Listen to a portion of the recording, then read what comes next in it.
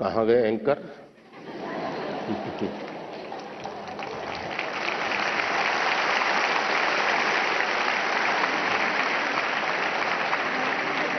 माननीय प्रधानमंत्री जी, आपका कोटि कोटि धन्यवाद।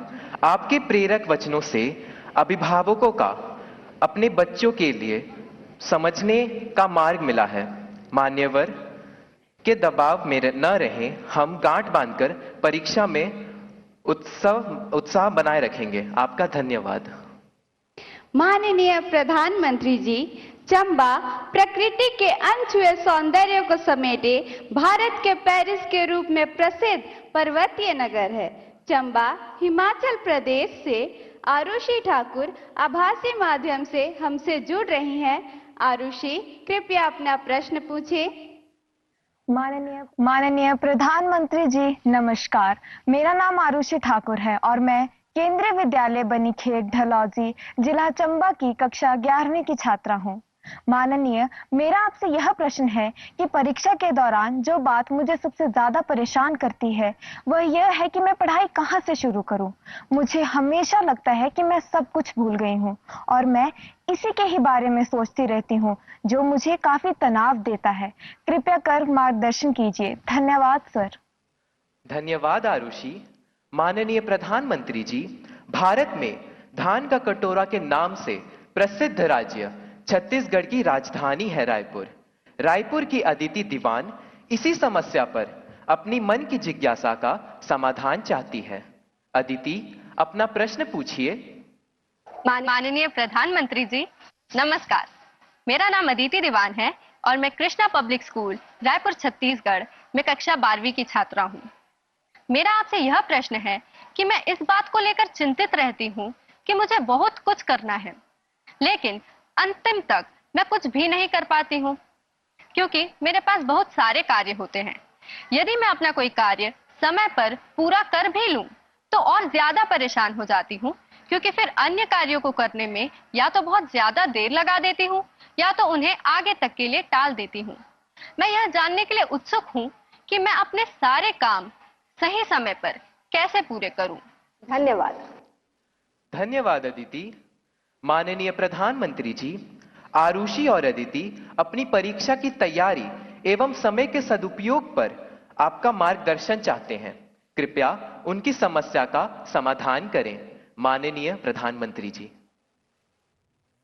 देखिए, सिर्फ परीक्षा के लिए ही नहीं, वैसे भी जीवन में टाइम मैनेजमेंट के प्रति हमें जागरूक रहना चाहिए।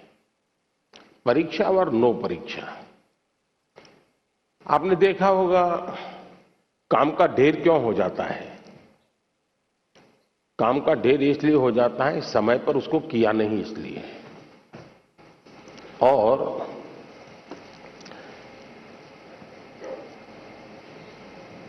काम करने की कभी थकान नहीं होती है जी। काम करने से संतोष होता है, काम न करने से थकान लगती है। सामने दिखता है अरे इतना सारा काम, इतना सारा काम, और उसी की थकान लगती है। करना शुरू करें। दूसरा, आप कभी कागज पे अपना पेन पेंसिल लेके डायरी पे लिखिए। एक हफ्ते भर आप नोट कीजिए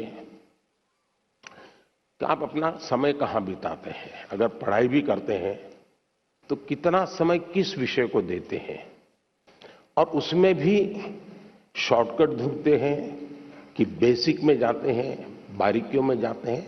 थोड़ा अपना एक एनालिसिस कीजिए।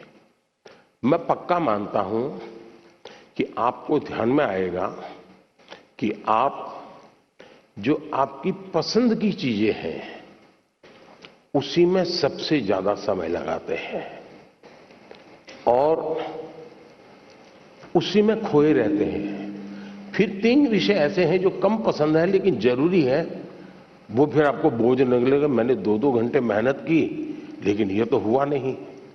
और इसलिए आप सिर्फ पढ़ना 2 घंटे ऐसा नहीं, लेकिन पढ़ने में भी जब फ्रेश माइंड है तब जो सबसे कम पसंद विषय है, आपको सबसे ज्यादा कठिन लगता है, तय कीजिए पहली 30 मिनट इसको, फिर एक पसंदगी वाला विषय है 20 मिनट उसको, फिर थोड़ा कम पसंद वाला 30 मिनट उसको। आप ऐसा स्लैब बनाइए तो आपको रिलैक्सेशन भी मिलेगा और आपको धीरे धीरे उन विषयों पर रुचि बढ़ेगी जो आप नॉर्मली टालते हैं और अच्छे विषय में खोए रहते हैं, और समय भी तो बहुत जाता है। आपने देखा होगा, आप में से जो लोग पतंग चगाते होंगे, मुझे तो बचपन में बहुत शौक था। पतंग की जो माजा होता है, धागा होता है, वो कभी एक दूसरे में उलझ जाकर के एकदम से बड़ा गुच्छा बन जाता है। अब बुद्धिमान इंसान क्या करेगा, यूं यूं खींचेगा क्या, ताकत लगाएगा क्या? ऐसा नहीं करेगा। तो धीरे से एक एक तार को पकड़ने की कोशिश करेगा कि खुलने का रास्ता कहां है, और फिर धीरे धीरे धीरे खोलेगा तो इतना बड़ा गुच्छा भी आराम से खुल जाएगा और सारा माजा, सारा धागा एक जैसी जरूरत है वैसा उसके हाथ लग जाएगा। हमें भी उस पर जोर जबरदस्ती नहीं करनी है, आराम से सॉल्यूशन निकालना है। और अगर आराम से सॉल्यूशन निकालेंगे तो मुझे पक्का विश्वास है कि आप उसको बड़े ढंग से करेंगे। दूसरा, आपने कभी घर में अपनी मां के काम को ऑब्जर्व किया है क्या? यूं तो आपको अच्छा लगता है कि जैसे स्कूल से आए तो मां ने सब रेडी करके रखा था, सुबह स्कूल जाना था तो मां ने सब तैयार करके रख दिया था, लगता तो बहुत अच्छा है। लेकिन क्या कभी ऑब्जर्व किया है कि मां का टाइम मैनेजमेंट कितना बढ़िया है?